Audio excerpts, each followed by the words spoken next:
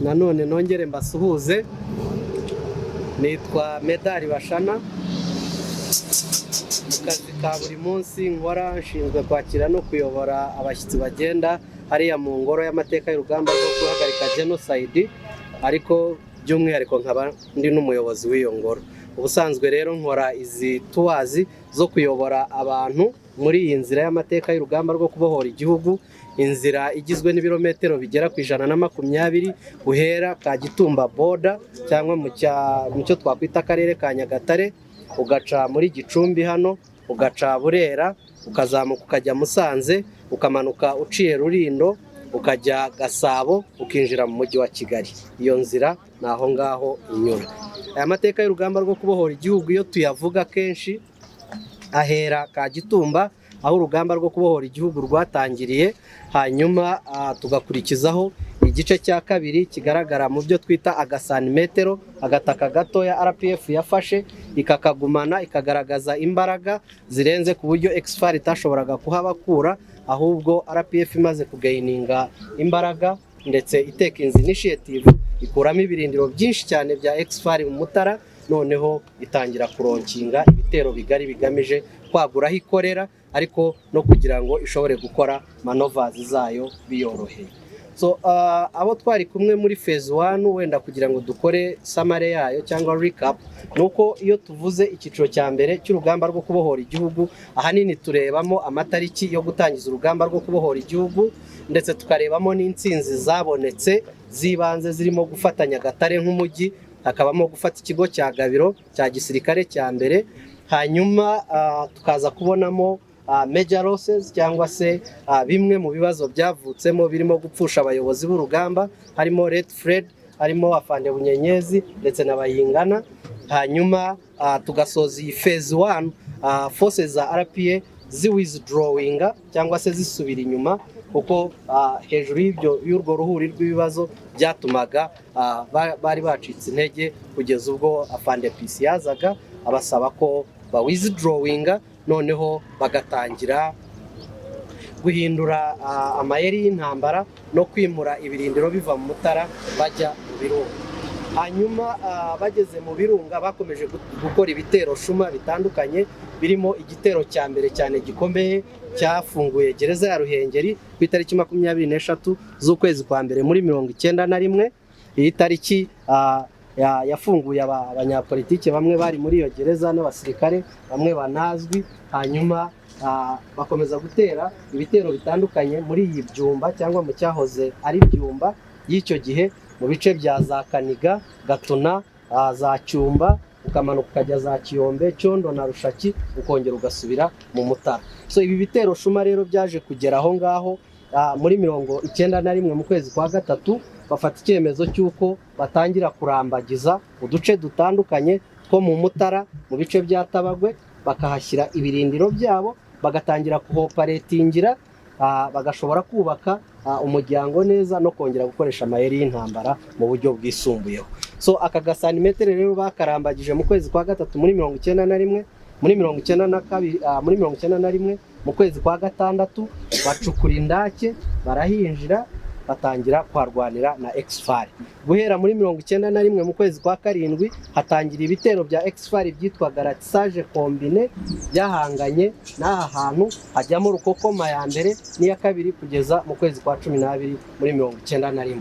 Hanyuma muri 1992 mu kwezi kwa mbere RPF takinga initiative yo kuva mu birindiro, noneho igahangana na Exfar. Ari nabyo bitero byakuyemo bya birindiro byose twarondoye, birimo ibice bya za Mabare, hakabamo ibice bya za Gasheshe, Runyinya, Mutojo ya mbere, Bushara ya kabiri, ukazamuka ajya za Kentarama na Nyabihara. Ibyo bitero byose byagejeje muri 1992 mu kwezi kwa gatano, RPF nibwo yatekereje igitero cya hano Byumba uyu munsi turi busuri. So iki gitero rero cya Byumba cyabaye mu kwezi kwa gatandatu, ahanini cyakozwe na forces kwikubitiro zirimo 17 Oscar ndetse na Delta, harimo commanders nka Afande Kayitare na Turagara. So impamvu duhagaze ahangaha rero ari naho ngeze, uyu muhanda mubona uzamuka urazamuka ajya Gicumbi mu mujyi, ariko uranamanuka ugakonekitinga ukajya Nyagatare, hanyuma uyu nawe ugakomeza ukajya boda n'uwo duturutseho uva i Kigali. Muri terminology za gisirikare bavuga ko ubundi ahantu nk'aha haba hari very strategic cyangwa haba hari key, kuko uramutse uhafashe uba ushobora kudestabilizinga boda, birashoboka, uba ushobora gutuma Gicumbi itabona uyisapurayinga aturutse i Kigali cyangwa se aturutse mu Mutara. Bivuga ngo rero urayisuffocatinga, ushobora kuyibuza umwuka, kuyitera bikoroha. Ni nako byagenze rero ku gitero cyo mu kwezi kwa gatandatu muri 1992, force zimwe zafunze ahangaha uyu muhanda, hanyuma force za kabiri zica inyuma ku misozi turi buze kubona ya za Manyagiro, zitunguka ku muhanda uhuza Gicumbi na Base, zifunga uwo muhanda kugira ngo Exfar itaza kubona imbaraga ziturutse mu bice bya za Ruhengeri kuza gusapotinga iyi Gicumbi cyangwa se icyari byumba y'icyo. So force ya gatatu rero nkuko nababwiye ko zari bataye 3 zayiteye, none iya gatatu irayicucuma. No kuvuga bamwe bafunza aha, abandi bafunza uriya muhanda, nta supply n'imwe ishobora kuhagera, nta wagutabara ntaki, igisigaye nuko noneho force ya gatatu igucucuma byoroshye. Ni nako byagenze rero mu kwezi kwa gatandatu Byumba ivamo. Ariko iyo tuvuga ngo Byumba ivamo, murebe iyi area iri aha ngaha, utekereze ko kuva hano ugera kuri border tugifite almost ibirometero bigera muri 40 kugira ngo ugereyo. Hari ikibazo gikomeye cyane muri deployments za Exfar, aho forward elements zabo cyangwa abasirikare babaga bari imbere, babaga bari kure ya hari sector headquarters, bigatuma hagati habamo ibyuho byinshi cyane. Ibi byuho rero nibyo RPF exploitinze, ikoresha amayeri ahambaye cyane arimo ayo twita turning movement, double envelopment na encirclement. Izi cyangwa se izi tactics turimo tuvuga ahanini ni ukumingoringa in between enemy lines, ukamutera umuturutse inyuma ariko ukanahangana na force ye iri inyuma. Noneho the forward elements zari inyuma mu bice bya za Kaniga, za Murindi, za Rushaki, Cyondo, Manyagiro na Bungwe, of course zigira ubwoba byanze bikuze kumva ko ziri inyuma hano ready wahakatinze, ntago bashobora guhura n'ababo kugira ngo babareinforcing, so ziriya zita zikuramo. Ni nako byagenze rero kugira ngo iki gitero gishoboke, izi forces zari ahazimaze gukuramo Byumba, izari inyuma zose zikuyemo ziraza, RPA ishobora gukaba iki gice cyose cya Byumba. Ariko nkuko nabivuze, bahindura amayeri y'intambara bakajya mu Rugano, bakomeje cooperatingira mu Rugano agace kamwe, baramanuka bafata gasantimetero, so Byumba ivuyemo noneho habaye ikintu gikomeye cyane cyo kuvuga ngo RPA ideployinze noneho kuva mu Mutara, Byumba na Ruhengeri, so ibonye noneho ubutaka bunini bwo gukoreramo manovers zayo yisanzuye. Iki gitero cya Byumba cyagize impact zigera muri 3 zikomeye cyane. Impact ya mbere nuko cyongeye ni nk'akanyafu bakubise leta ya Habyarimana, bongera kwisubiza ku meza y'imishyikirano kuko yayikoraga itabishaka, rimwe na rimwe ntigeyo, ubundi yabitagize ikayitinza n'ibindi nk'ibyo. Ariko iki gitero cya Byumba cyerekanye ko RPA ifite imbaraga zo guhangana na Exfar, yerekana ko ifite imbaraga haba hano mu gihugu, mu karere no ku ruhando mpuzamahanga, ko ari force to be reckoned. Icyo ngicyo cyari impact ya mbere, ndetse binatuma n'imishyikirano yihuta. Mu kwezi kwa 8 muri 1992 protocol ya mbere yarasinywe ijyanywe no gushyiraho ubutegetsi bugendera ku mategeko. Mu kwezi kwa 10 muri 1992 protocol ya kabiri irasinywa yo gusaranganya ubutegetsi. Surumva iki gitero cyahubanganyije Exfar. Ikindi cya kabiri twavuga impact y'iki gitero cya hano nuko RPF headquarters zayo zarabonetse zijya ku Murindi aho turi buze kuza gusura, hanyuma batangira gukorera hamwe, ari inama ari na planning, bikoroha bigatuma izi force ko kubera ko high command ya gisirikare na RPA mu buyobozi busanzwe RPF bakoreraga ahantu hamwe. Cyo nacyo cyari ikintu gikomeye. Icya gatatu nuko uyu muhanda mubona uri muri Northern Corridor, urinking u Rwanda kuri Uganda, Kenya na kiriya cyambu cya Mombasa. So bivuga ngo gufata uyu muhanda bivuga ko already u Rwanda disconnectinze kuri Northern Corridor. So muri impact ya economy yari ikomeye cyane ku ruhande rwa leta ya Habyarimana. ikindi nuko uretse n'uyu mupaka RPF noneho yashoboraga no kudestabilizinga indi mipaka yose iri muri iki gice, Cyanika igakubitaho Gatuna ikongeraho Kagitumba, bivuga ngo Exfar na leta ya Habyarimana bari basigaranye umupaka wa Rusumo gusa. So iyi ni impact ikomeye cyane iki gitero cyagize. Indi impact nuko RPF nkuko nabivugaga twadutaka twayo dutandukanye two mu Ruhengeri na hano Byumba no mu Mutara yaraduhuje, ikora noneho linear deployment yo kuva mu Birunga ukaca Byumba ukagera mu Mutara. So izo nizo impact z'iki gitero. Hanyuma nyuma yaho nkuko twarimo tubivuga, izo area zose turi busure zikubiyemo border ya Gatuna, tureba ibyo bitero bitandukanye n'ibitero bya mbere FANDPC yakoze, tukareba Rubaya ahahoze General Headquarters za RPA, hanyuma no ku Murindi ndetse na besi za Muhabura turaza kuza kuzibona. So icyo twumvamo hano gikomeye cyane nuko nyuma yo gutangiza urugamba rwo kubohora igihugu no gushyiraho agataka no guhindura amayeri y'intambara no guhanganira mu birindiro byari byarangiye, ahubwo baronkinze ibitero bigari bigamije kwagura hano no kugira ahantu hisanzuye ho gukorera manovers cyane. Iki gitero cya Byumba cyarangiye cyerekanye ko RPF ifite imbaraga, Exfar itagishobora kubyina umuziki yishyiriyemo byanze bikunze. Bivuga ngo uko byagenda kuko ariko kose yagombaga kugendera ku mabwiriza ya RPA. Muri CPs cyangwa se muri campaign planning concepts cyangwa se concepts za planning, bavuga ko iki gitero cyarangiye habaye icyitwa campaign fulcrum. Campaign fulcrum we nk'ayabantu babiri bapezanya, umwe akakujyana akakugeza ataragushyira hasi neza ariko bigaragara ko akujyana nyina kurusha imbaraga. So byagaragaye ko RPF muri iki gitero noneho irusha imbaraga completely Exfar, ari nayo mpamvu yakoze ibyo bindi bitandukanye byo kugenda igira. So ikindi rero navuga nuko chairman wa RPA High Command Major General Paul Kagame amaze kubona iyi area ari inkinzu Mutara kuri Byumba na Ruhengeri, yari structurinze forces. Ubusanzwe zari battalion zintoya yashoboraga gukoresha uko yohereza imwe hariya n'indi hariya, ariko noneho yarazihinduye azishyira muri formation nini yaguye aho force ishobora gutera ikani reinforcing ikaba yihagije, ibyo bita combined mobile forces. Izo combined mobile forces nkuko nabivuze zaheraga mu Mutara kuri 157 zigahereza ahitwa Muhambo muri 7C igahereza Bravo muri Condo igahereza 21st kuri Rushaki, hanyuma 21st igahereza Mukarange kuri 101, Mukarange igahereza Alpha muri Kivuye na Miyove, hanyuma Alpha nayo igahereza 59 muri Runaba, hanyuma 59 igahereza Chari mu Rugano ndetse na Butaro. So murumva noneho deployment irakozwe, forces zirapanzwe neza, ubigisigaye no kuguma mu birindiro byabo. Ariko nkuko twabivugaga, Exfar na leta ya Habyarimana iyo bashoboraga kubona ubushobozi buturutse muri bya bihugu by'amahanga bibunganira, birimo leta y'Abafaransa, birimo na za Kongo n'ahandi, barongeraga bakadindiza imishyikirano, bakanga kujyayo cyangwa bakayitabira nabi. So ibi ni nabyo rero ni nako byaje kugenda nyuma ya 92 mu kwezi kwa 10 hamaze gusinywa protocol ya power sharing, barayidindije irongera isubirwamo mu kwezi kwa mbere muri 1993.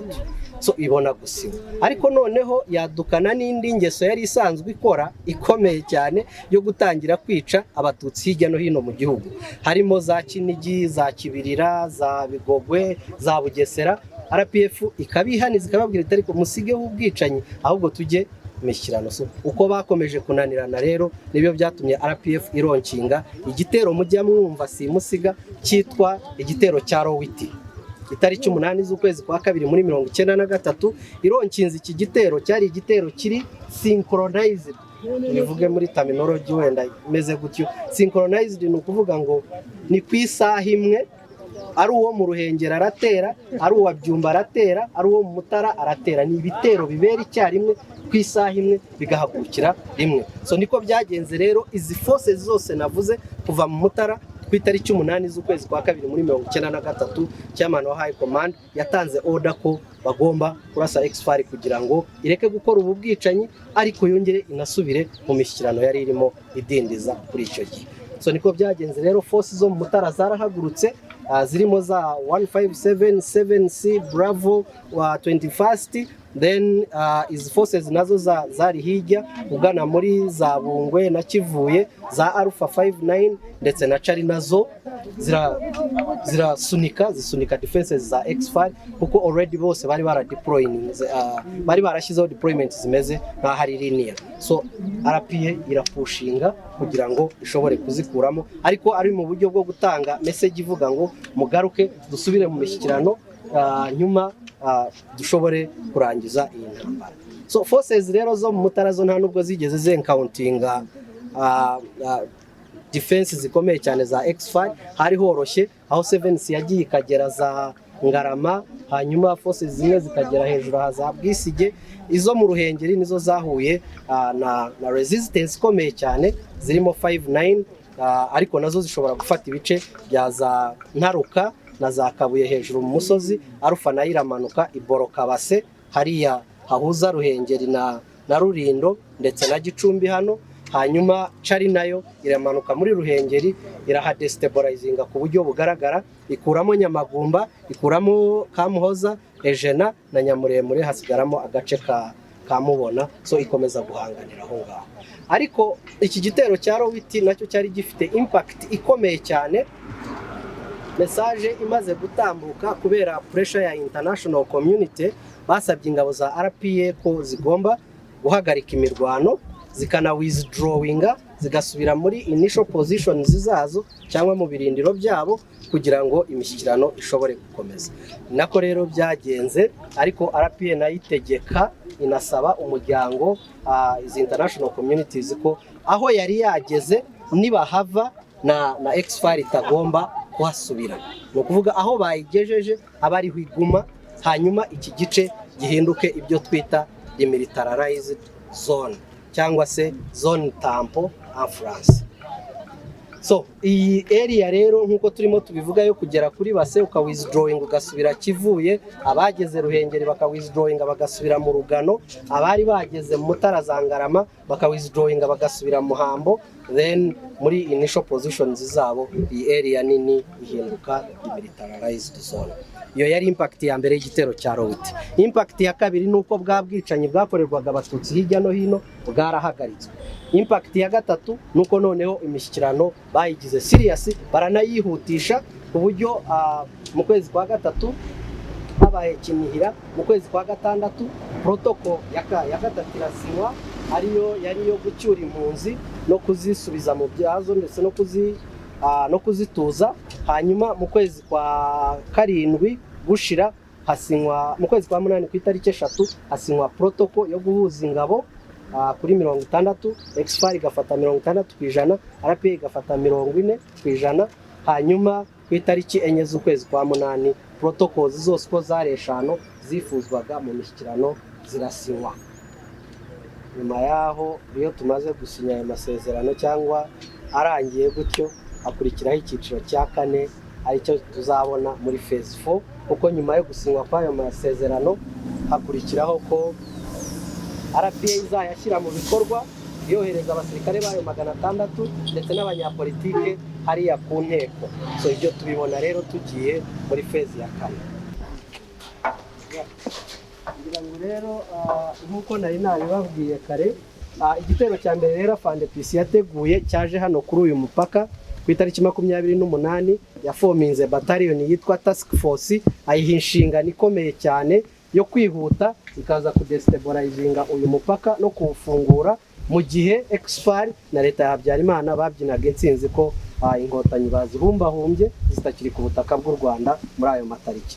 So force yafashe inzira ku itariki 29 inyura mu cyo twagereranya na komine Muvumba ya kera, baraza babangikanye n'akantu kitwa Umuyanja mu cyahoze ari komine Kiyombe, bazamuka muri iyi misozi ya za Kaniga, baraza bagera hano kuri iyi border. So barayifungura, bamaze kuyifungura yari message ikomeye cyane kuri leta ya Habyarimana yo kuvuga ngo ntabwo inkotanyi twazihumbahumbye nk'uko byavugwaga, ahubwo ziracyahari. Ni nayo message inkotanyi zatangaga kuri icyo gihe. So bamaze gufungura uyu mupaka rero, ni nawo waje kuba inzira yo gukora ya riyoge nababwiraga na withdraw yo gukomeza ijya mu birunga hejuru. Nababwiye ko amaze gutanga order ya withdraw nayo ntabwo yabaye indisare cyangwa mu kajagari, kuko yategetse forces zari za advancinze zageze mu bice bya za Gabiro na Kabarore withdrawing bajya ahitwa Rwata, forces zari Nyagatare na za Nyarupfubire withdrawing zigana ahitwa Ntamuhemure. So amaze kuzegeranya gutyo, noneho iyi force yafunguye umupaka wa Gatuna yanamenye n'iyi nzira izamuka gutya, yohereza izindi force zitangira kuyigenda inyuma, arizo nkuko nari mbivuze kugera aha ku mupaka ukazamuka uciye za Cyumba na za Rubaya, ukazamuka ukagera za Kivuye na Bungwe hejuru, hanyuma ugakomeza ukagera za Butaro, ukazamuka ujya za Rwabutama winjira mu Rugano. So niyo nzira forces zakoresheje zinjira mu Rugano. Ariko nkuko twabivuze, guhera ku itariki 4 z'ukwezi kwa 11 kose n'ukwa 12 n'ukwa mbere n'ukwa kabiri, ingabo za RPF zakoraga ibitero shuma bitandukanye muri area ya Byumba, muri area ya Mutara cyangwa se Muvumba, Nyagatare na za Bugaragara, epfo ngiyo n'Akagera, ariko still bafite subsidiary part yo paretingiraga mu Rugano, ari nayo yakoze cya gitero cyo ku itariki 23 z'ukwezi kwa mbere muri 1991 cyafunguye gereza ya Ruhengeri kigakuramo bamwe muri babasirikare mujya mwumva bari izinde babiseruka, ba Muvunamyambo, ba Rudakubana n'abandi batandukanye baje no kujoyininga ingabo za RPF. Uyu mupaka rero wongera no kugaruka mu gitero cya Byumba muri 1992 cyakuyemo umujyi wa Byumba, ariko n'ibi bice byose by'uyu mupaka wa Gatuna, Kaniga hejuru, Manyagiro hejuru, ukongeraho za Rushaki, ukongeraho Mukarange n'igice cya Byumba. Byumba rero ntago force za RPF zayigumyemo zimaze kuyifata, ahubwo zarapurinze gatoya zigira inyuma. Hari reasons zigera nko kuri ebyiri zatumaga bataguma mu mujyi. Byumba ntabwo ari umujyi wari uhambaye cyane ku buryo yari seat of interest kuri RPF, ahubwo yari site yashoboraga gutanga message kuri leta ya Habyarimana kuri icyo gihe. So kuyishyiramo hagati byari ukugira ngo igihe cyose bayishakiye, force zimwe ziri hejuru bwisige, izindi ziri hasi mu Rukomo zafunze umuhanda, izindi ziri hejuru zafunze uriya muhanda wa Base Gicumbi tujya tubona, izindi ziri ku misozi ya Manyagiro, aho bashakira basireteninga Byumba nta gikorwa na kimwe cyayikorerwamo. Ikindi, iyo ugumye mu mujyi nk'uwo nguho bikurura leta cyangwa se exfar forces kuri icyo gihe kuvuga ngo turagomba kwisubiza umujyi, ariko iyo usubiye inyuma gatoya za interest zose ushobora wowe kuzibona, ariko bo badashobora kuzikoresha kuba ushobora kuzisereteninga. Muri icyo gitero rero uyu mupaka warafunguwe unatangira no gukorerwamo guhera muri 1992. RPF irawuninga inashyiraho offices za migration utangira gukora. So yari border post rwose inkotanyi zakoreshaga kuri icyo gihe. High command nkuko nababwiye yari ku Murindi, hanyuma ubuyobozi bwa RPF bwari Rubaya, nabwo bwimuka Rubaya kuri General Headquarters turi bubone busanga RPF High Command ku Murindi operating together. Nkuko nabivugaga, biroroha gukora inama no gutegura imishyikirano ya Arusha. Mu gihe cyo gutegura imishyikirano ya Arusha, kubera ko imirwano yari yarahagaze, hari protocol yari yarasinywe yitwa cessation of ceasefire and cessation of hostilities, no kuvuga guhagarika imirwano no gukemura amakimbirane. So nta mirwano yari ikiba ihagaze, rero RPF yakoreshaga Umurindi nka special forces n'ibindi nk'ibyo biri mu mishyikirano yitegura kwishyira mu bikorwa, nubwo atari ko byaje kugenda nkuko nabivuze ko muri phase ya 4 tuza kuza kuyibona. So waba afite ikibazo yakibaza, hanyuma tugakomeza mbere yuko wenda kira kibazo. Yes, watuye ko umupaka wakomeje gukora. Ese umuntu ashobora kuva i Kigali akakoresha umupaka kwambuka Uganda kuzana imari?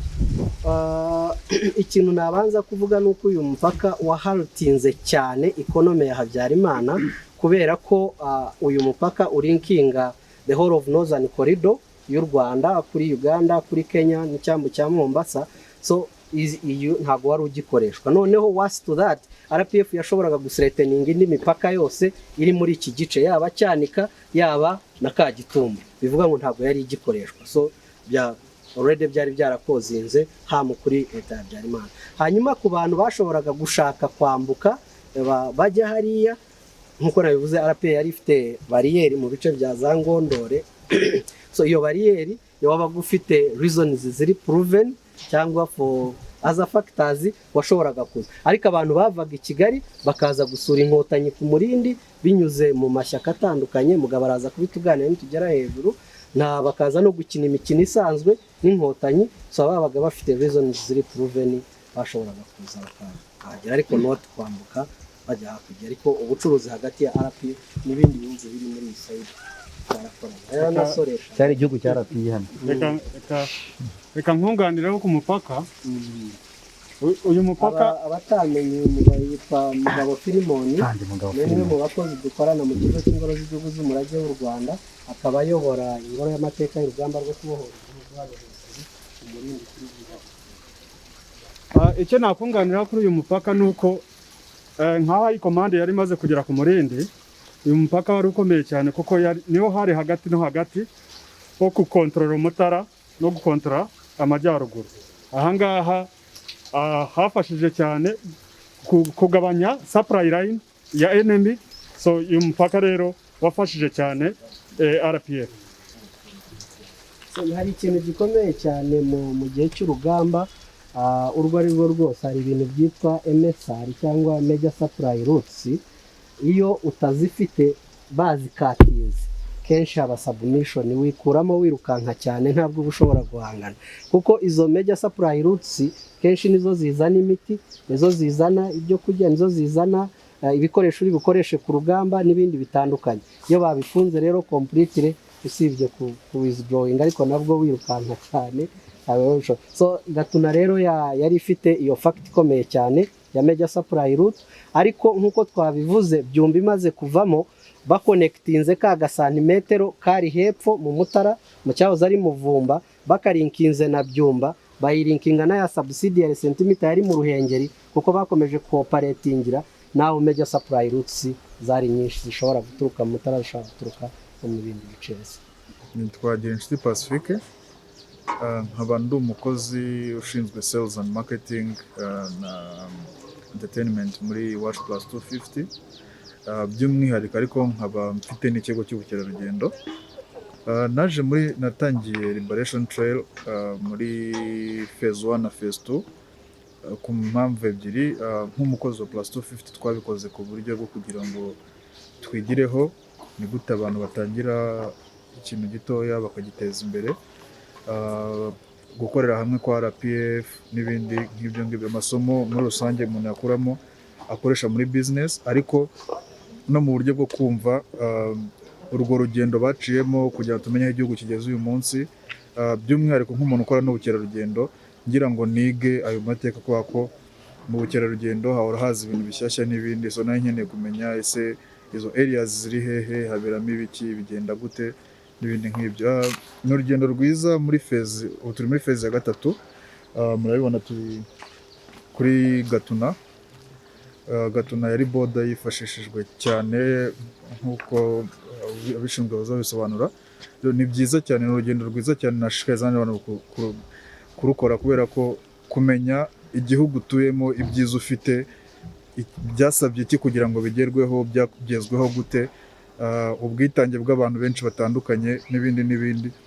Ni ibintu uretse no kuba wabikoresha no kubimenya gusa, wabikoresha mu buzima busanzwe bwa buri munsi. Rero ni urugendo rwiza nifuza gukora kugera rurangiye, kugera kuri phase ya nyuma ya 4, rwose nkarwumva nkarumenya, ku buryo n'ejo nanjye n'abashuti banjye n'abana nimbagira cyangwa se n'abana nshobora kurubaganiriza, numva ndi proud, nduzi, numva mbyumva neza, nzi n'ibyo ari byo.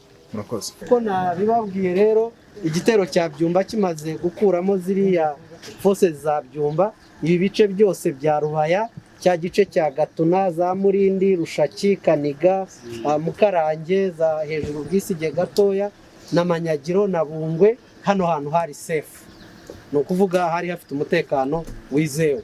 Aha rero hari general headquarters za RPA, nk'uko mubona intare irusororo, iyi niyo yari intare ya RPF kuri icyo gihe. So kari agakiriziya n'ubusanzwe abantu basengeragamo, so niyo RPF yakoreshaga nka general headquarters.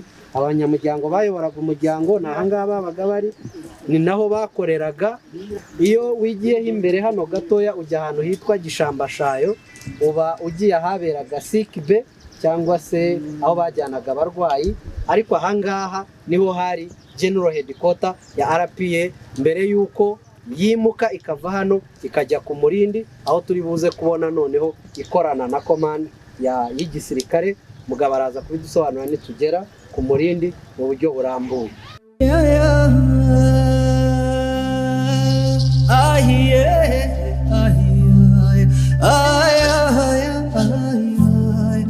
Radio Muhabura rero yaje ize kugira ngo isobanure ibyo byose abanyarwanda bamenye yuko FPR igizwe n'abanyarwanda itagizwe n'abagande.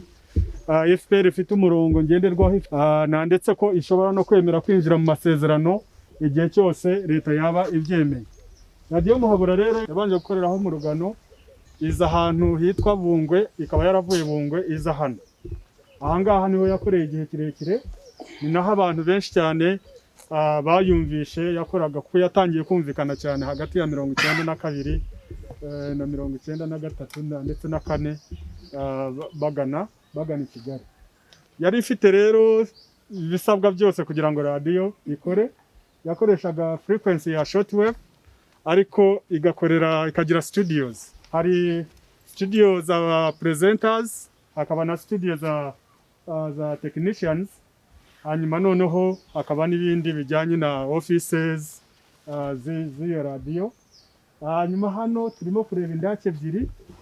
Iyi ndake ya mbere turimo kubona ni indake y'ubwoko bwa Ero, akaba ari indake yakorewemo na Radio Muhabura, ariko cyane cyane kuri presenters batangaga amakuru cyangwa baripotingaga amakuru. Hanyuma technicians nabo bakoreshaga indake ya Ero nanone ari iyi ngiyi. Hakaba hari indake zindi zigiye zitandukanye murazibona, hari ziri hepfo, hari izi, hari n'iziriya zishobora kuba ziri hirya y'urugo, hari n'izindi ziri hano haruguru. Abo bose bamwe bari abayobozi, abandi bari abasirikare bagomba kurinda iyi radio. Iyi radio yagiraga ubuyobozi nk'uko wakumva Radio Muhabura na Radio Rwanda ko ifite ubuyobozi runaka, ariko noneho hano habagaho umwihariko ko hari abasirikare bari bashinzwe gukurikirana uburinzi bw'iyi radio, kuko murabyumva rero radio yarumvikanaga byanze bikunze haraho yahamyaga kuri leta, kubera ko amakuru menshi cyane abanyarwanda barayabonaga, so yashoboraga kuba target kuyishaka ikaba destroyed, ariko kubera ko yari ifite uburinzi ntago byegeze bigerwaho. Hanyuma force yayirindaga yari part of high command. Ubw'inganzo yasobetse n'umunezero, ingoma ntizivugire rimwe amakondera tsikimwe.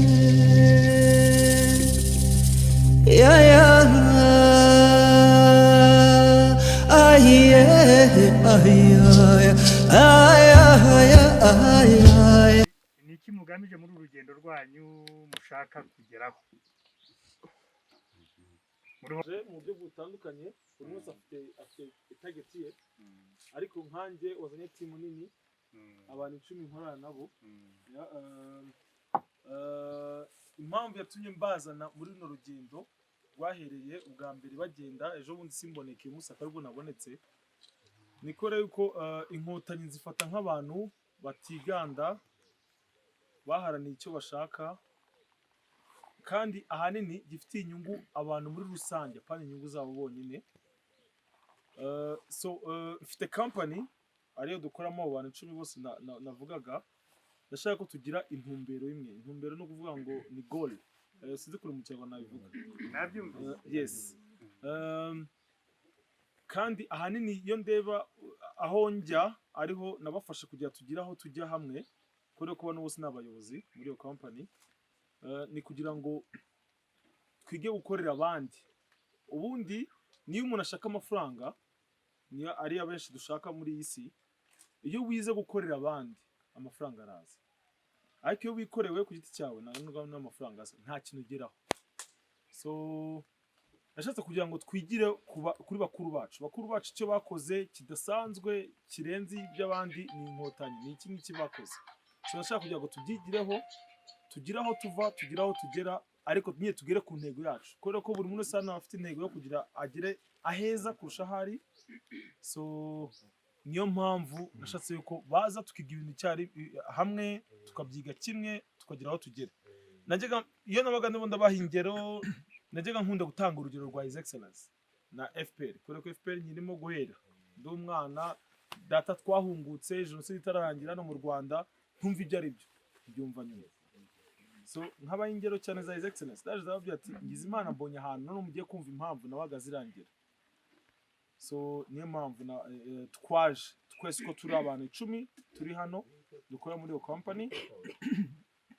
Nta kindi kirenze icyo dreaming big, noneho gukora muri equipe icyo bitanga no kugira intumbero irenze y'ikeke. Murakoze cyane. Ko nongeraho gatoya ariko kabumbatiye byose. Benshi twaganiriye ibi bigitangira n'ababyumvise twasanze yari umwanya wo kubwira abanyarwanda n'abakunda u Rwanda aho za Kigali Convention isuku ibyo tuvugwaho byiza ku isi aho byaturutse kure ariko hatuganishije heza n'ubu tukigana heza. Murakoze cyane. Ntabwo tujya tunyuranya n'uko bagenzi bacu basubije kuko n'ubundi twese icyo umuhungu yakora twagikora. Ikindi rero twebwe tugamije ngewe cyane cyane wenda nirebeho nuko turi urubyiruko kandi tuba impamvu tuza mu bintu nk'ibi ngibi nuko tuba dushaka kumenya amateka tumenye ese byagenze gute. Iyo turebye dusubiye inyuma kuntu nyine igihugu cyacu cyari kimeze dusanga byari ibintu bibi cyane. Noneho twari ku inkotanyi zagifashe zikakigira neza tuba dushaka rero kumenya ese byagenze gute, uburyo bakoresheje bumeze gute, ni twege Rwanda rw'ejo. Tuba dushaka rero kumenya amateka kugira tuzagere ikirenge mu cyabo. Murakoze cyane. Ni nacyo nabibarije nashaka no kubaha ikibazo cyanyu cy'umwihariko nuko wenda mwanagendana bakaba bagira icyo babirariraho babe bababwira ko wenda hari inkotanyi buriya ni inkotanyi n'inkotanyi-kazi babaga bari kumwe bombi n'ubundi n'aha ngaha twari kumwe nabo ntabwo twari twenyine muvuge ngo hari abagabo gusa cyane cyane aha musuye kuri muhaburaho rwose habaga n'abakobwa benshi kandi hari akazi gakomeye gasaba ubwenge no kwihangana. Rero ndabashimiye nzababaza ibindi mufite umwanya reka no kubakerereza amasaha. Nitwa Mugabo ugiye kubabwira hano. Iyi ngiyi yitwa Rwanda Liberation Museum, iracyarimo kubakwa ariko ntago dufite ibintu byinshi dushobora kubereka, gusa iracyari mu nyubako, nta exhibition dufite muri iyi nyubako mubona, ariko iyi mize ni open air museum. Ureba internal circuit ukaba wajya na external circuit, aho tubona nk'inzu ya His Excellency, tukabona indake, tukareba protocol, tukareba abadamu n'abakobwa aho babaga mu gihe cy'urugamba cyane cyane hano muri High Command. Hanyuma tukavuga ku by'amasezerano ya Arusha, tukareba Chairman Kanyarengwe, tukareba aho APR yavukiye. 600 bariya abasirikare bagiye mu nteko batayo imwe yitwa 3rd Battalion. Ibintu byinshi cyane ndaza kubibabwira muri iyi nzu kuko iyi nzu ifite galleries, ndaza kugenda mbereka. Reka duhere ku mpamvu yo kugira High Command. No kuvuga ngo babasobanuriye phases zose, bababwiye agasantimetero za Gishuro muri Gikobo, bababwira urugano, bababwira ibi bice twanyuzemo ya za Rubaya na Hehe. Izo zose zagiye ziba phases zitandukanye, ariko phase ya gatatu niyo dusangamo hano ku Murindi. Phase ya gatatu yari iyo ku expandinga territory ya RPF. Ngiye kubereka rero indake ya His Excellency. Indake ntago bayifotora, ni ukuyireba gusa, hanyuma igihe cyo kuyifotora nacyo kizagera.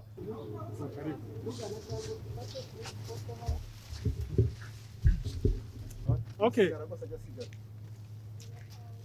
Mu gihe cy'amahoro, mu gihe icyo twita icy'amahoro, bamaze gusinya kwinjira mu masezerano, ku itariki zari 12 z'ukwa karindwi yes 92 binjiye mu masezerano ya Arusha. Habayeho amasezerano ya Arusha, ubwo hasinywe protocol ya mbere cyangwa ubwumvikane bwa mbere bise ceasefire. Bashyiraho gome yari zari force zari zishinzwe kujya hagati no hagati y'abarwana, kujya hagati ya leta na RPF. Zari ahantu hitwa Ngondore, muraza kuhabona mutaha. Hanyuma RPF igira umwanya wo gutekereza ku bintu bitandukanye, cyane cyane ibikorwa bitandukanye birimo imikino, birimo kurekrutinga abasirikare bandi, birimo n'ibikorwa bya politiki bitandukanye. Hanyuma n'abanyakigali nabo bari bamaze kurema amashaka atandukanye, harimo za PSD, za PL n'izindi zitandukanye zazimaze kuvuka. Bajyaga baza rero kuza gukina na FPR hano, bakaza hano gukina na FPR imikino. Iki kibuga cyakiniweho imikino ya basket na ndetse gikinirwaho n'iya volley. Ariko ikintu cyari kigamizwe cyane muri ibyo ngibyo ni ukunga abanyarwanda na ndetse no gukuraho cya kintu leta yari yaravuze yuko RPF atari abanyarwanda, ari inyangarwanda, ibintu nk'ibyo. So iki kibuga nacyo kiri very important mu bintu tuzasigasira mu mateka y'urugamba rwo kubohora igihugu. Iyi kantine, iyi nzu mubona ni inzu nayo ikomeye cyane. Aha niho bakoreraga inama, niho bareberaga imipira, niho bafatiraga ifunguro. Niyo yari nka general mess ya high command. Ariko cyane cyane ikintu kiyizwiho ni uko ariho afande Peace cyangwa His Excellency yamenye amakuru y'indege ya Habyarimana. Igihe cy'iraswa cy'indege bari hano bari mu mupira hagati ya 2:00 na 2:30 n'igice, nibwo baza kumenya iby'indege. Hanyuma His Excellency atangira gutegura uburyo abasirikare bari muri sende bagomba kurindwa ndetse n'abanyapolitiki bakarindwa. Hanyuma bagatangira kwitegura no kujya kubafasha cyangwa kujya kubafasha guhagarika ubwishanyi bwari butangiye gukora iki kuba. Inama yo kuvugana n'abakadazi bari hano na members of high command bayikoreyemo ahangaha. Aha bajya muri iriya nzu twavuyemo nahavugana na members of high command bari bahari, akomerezamo ajya ahitwa Miyove kuvugana n'ingabo bababwiye Alpha Mobile Force, Bravo Mobile Force na 59. Hariya niho babikoreye. Ariko rero amakuru yose yari yaturutse muri iyi nzu. Iyi ngiyi niyo yakoreweho ibikorwa byose bijyanye n'umuryango wa RPF Inkotanyi. Ariya mahame tujya twumva, amahame 8. Hari amahame 8 bajya bandika: ubumwe bw'abanyarwanda, ubanye n'amahanga, kurwanya ruswa, imiyoborere myiza, byose. Kariya gatabo kandikiwemo ahangaha. Amahame yari asanzwe ahari ariko atanditse. Ariko agatabo ka mbere kandikiwe muri iyi sare. So iyi sare irakomeye cyane. Aha rero niho dushoreje icyiciro cya gatatu cy'amateka y'urugamba rwo kubohora igihugu mu nzira ya Liberation Tourism Trail. Ahanini aho twibanze kuri sites za Rukomo, Gatuna Border, Rubaya, Kaniga ahakoreraga Radio Muhabura, ndetse na hano ku cyicaro cya High Command ku Murindi cyangwa se ku ngoro y'amateka y'urugamba rwo kubohora igihugu. Hanyuma mu rugendo rwa Liberation Tourism Trail muri phase ya 4 tukaba tuzaruhera Miyove tugana i Kigali ku ngoro y'amateka y'urugamba rwo guhagarika jenoside, aho tuzagenda urugendo ruciye mu cyahoze ari za Mugambazi, Rutongo, Zoko, Kagugu, ndetse tugana ku ngoro iherereye mu ngoro y'inteko nshinga amategeko. Murakoze. Turaje n'ibihumbi